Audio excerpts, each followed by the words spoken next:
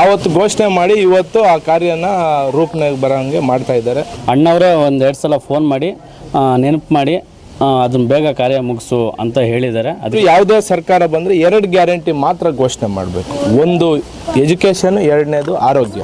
ನುಡಿದಂತೆ ನಡೆಯುವ ಏಕೈಕ ವ್ಯಕ್ತಿ ನಮ್ಮ ಸಂದೀಪ್ ರೆಡ್ಡಿ ಅಣ್ಣ.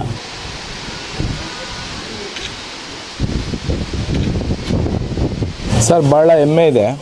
ನಮ್ಮ ನಾಯಕರಾದಂಥ ಸನ್ಮಾನ್ಯ ಶ್ರೀ ಸಂದೀಪ್ ರೆಡ್ಡಿ ಅವರು, ನಮ್ಮ ಸಂದೀಪ್ ನಿಮ್ಮಾಕಲಗುಂಟೆ ನಿವಾಸಿ ಸಂದೀಪ್ ಅವರ ಹುಟ್ಟುಹಬ್ಬದ ಕಾರ್ಯಕ್ರಮಕ್ಕೆ ನಾವು ಈ ಸರ್ಕಾರಿ ಶಾಲೆಗೆ ಆಗಮಿಸಿದ್ವಿ.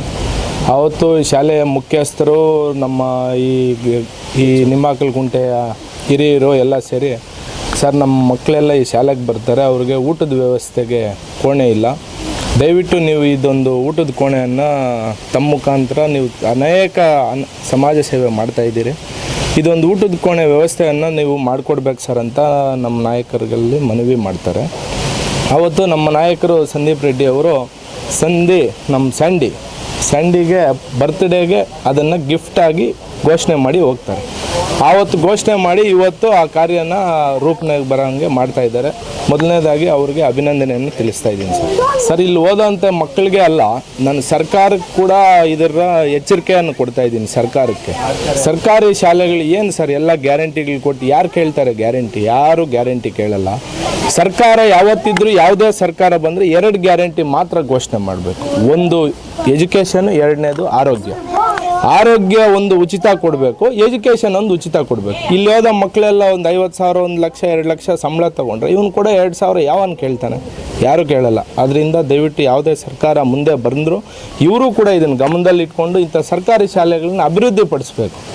ಏನು ಇವರು ಫ್ರೀ ಗ್ಯಾರಂಟಿ ಕೊಟ್ಟು ಯಾರಿಗೆ ಬೇಕು ಫ್ರೀ ಗ್ಯಾರಂಟಿ? ಈ ಮಕ್ಕಳು ತೊಗೊತಾವೆ ಫ್ರೀ ಗ್ಯಾರಂಟಿ. ಅವ್ರ ಭವಿಷ್ಯ ನೋಡಬೇಕು. ಮುಂದಿನ ನಮ್ಮ ದೇಶದ ಮುಂದಿನ ಪ್ರಜೆಗಳು, ಇವತ್ತಿನ ಮಕ್ಕಳು ಮುಂದಿನ ಪ್ರಜೆಗಳು.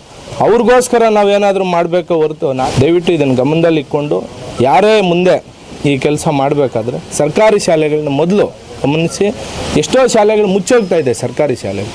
ಅದನ್ನೆಲ್ಲ ಗಮನಿಸಿದಿರ ಇವರೇನೋ ಫ್ರೀ ಗ್ಯಾರಂಟಿ ಕೊಟ್ಕೊಂಡು ಇವ್ರು ಲಾಭಿ ಮಾಡ್ಕೊಳೋದು ನೋಡ್ತಾರೆ ಹೊರತು ಇಂಥವ್ರ ಕಡೆ ಗಮನ ಕೊಡ್ತಾ ಇಲ್ಲ.